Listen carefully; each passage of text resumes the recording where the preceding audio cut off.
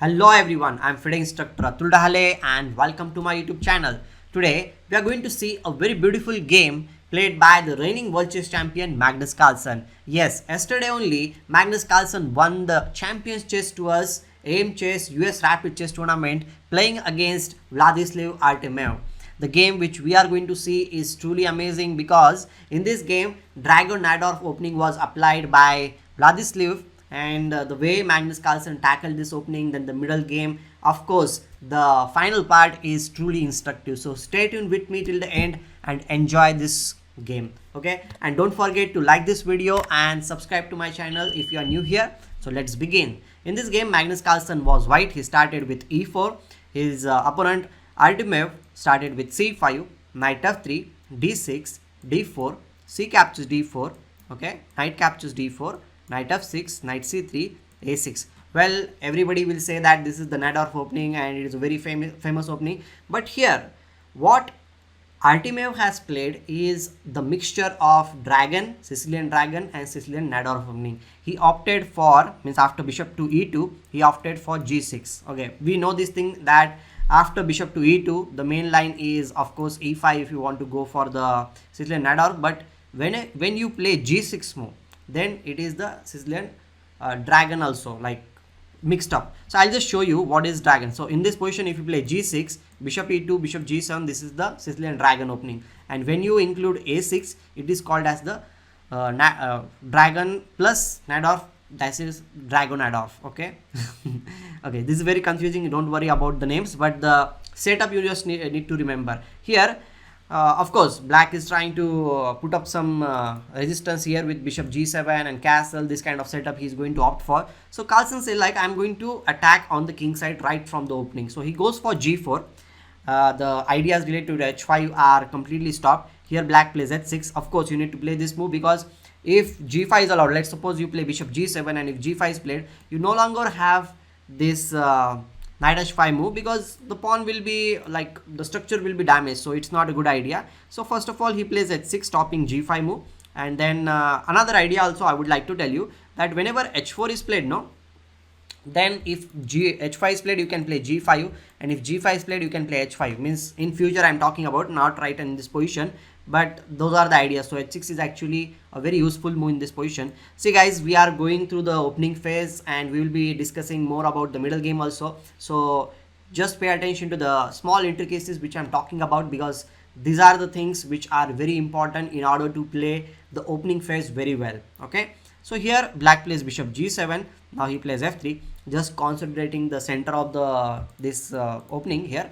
This center is very nicely protected now. Now h4, h5, this kind of ideas are there. So black here, Artemiev thought, like, why not play on the queen side, because that is the ultimate goal of this opening. So he plays b5 because see, this bishop is already there on this diagonal, so we need to do something on this side of the board, because white has already showed that his intentions are there to play on the king side. So mutual attacking possibilities are there. a3 is played. Of course, b4 needs to be stopped in this position. Bishop b7 developing the piece. Queen d2.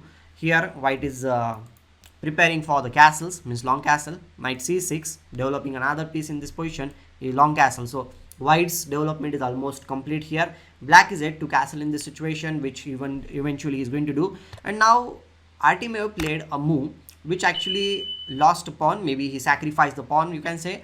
b4 was played, which I don't like this move that much. Means if I was black, I would have gone for something like rook to c8, or even castling is also one of the ideas, or queen c7. Okay, means these are the possibilities. But b4 he played, which I'm not that big fan of, because here after knight captures c6, bishop captures c6, the pawn on b4 is completely lost, and we cannot even recover that pawn, because see, whenever like in the game also queen b8 was played attacking this pawn, Carlsen just simply played knight d5 and supported the pawn on b4 with the queen. Another thing is that he is going to attack the knight here, and black cannot really go for the castle because knight will be capturing the pawn on e7. So you cannot castle, you cannot do anything. You can capture here, but in this case the bishop will be little bit cramped, I must say. Bishop d7 or bishop b5, and it is white who will be having more pressure on black, because the e file is also opened up.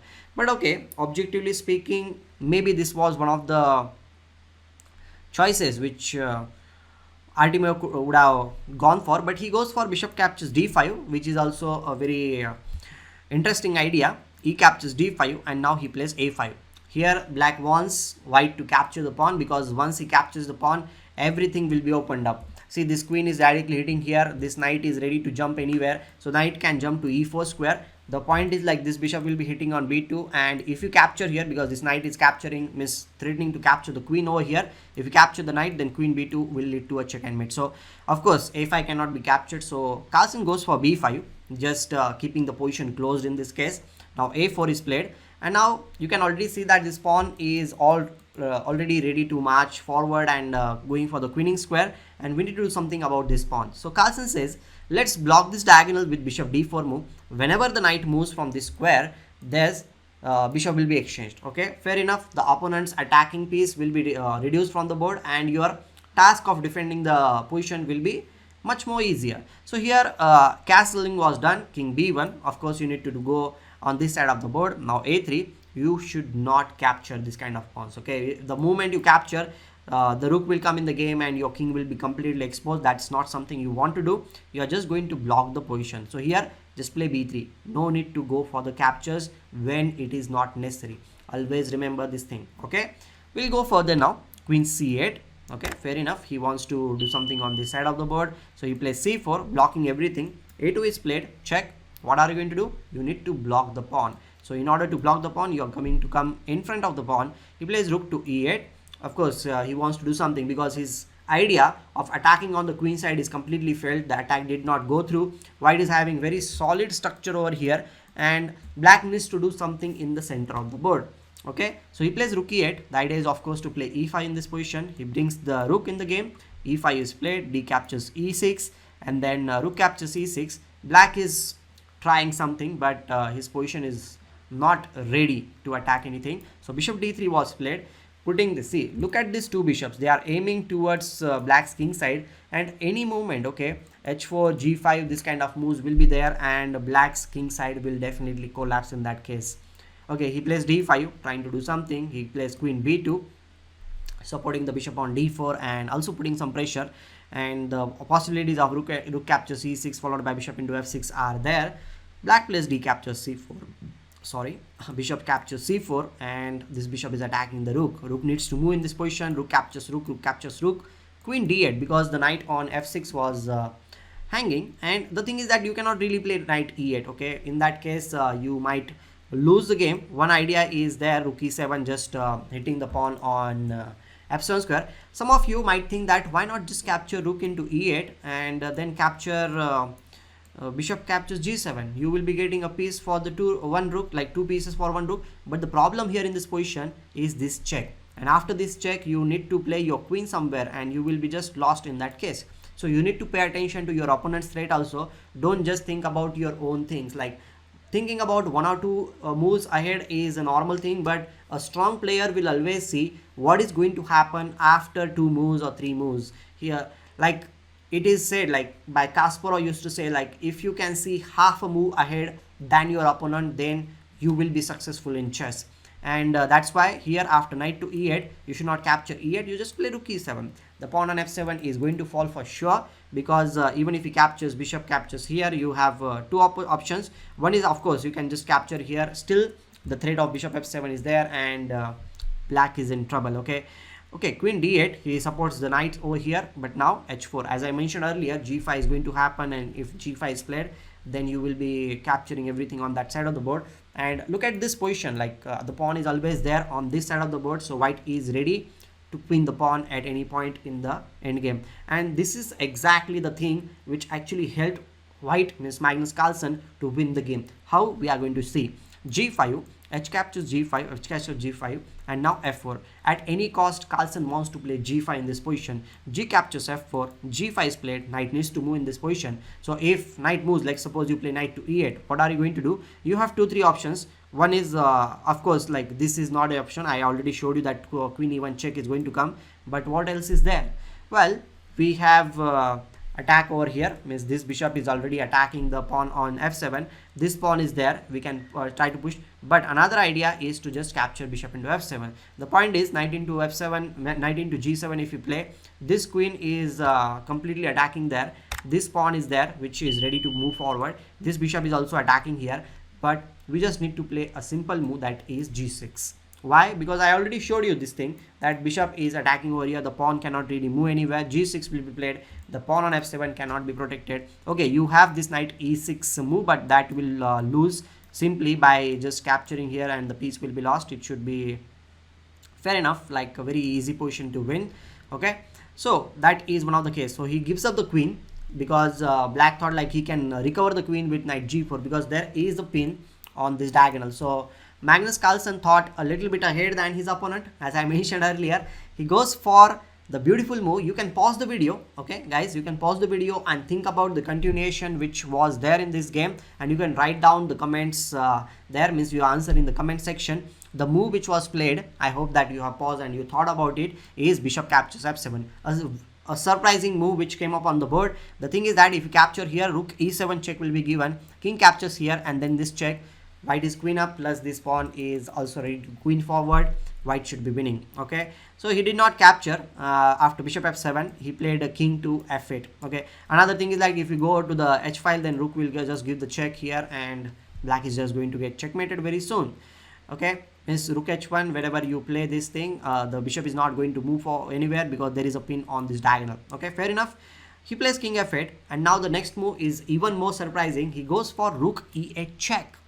The point is, if you capture here, what's going to happen? If you capture here, your queen will be hanging, right? And you will lose the game for sure.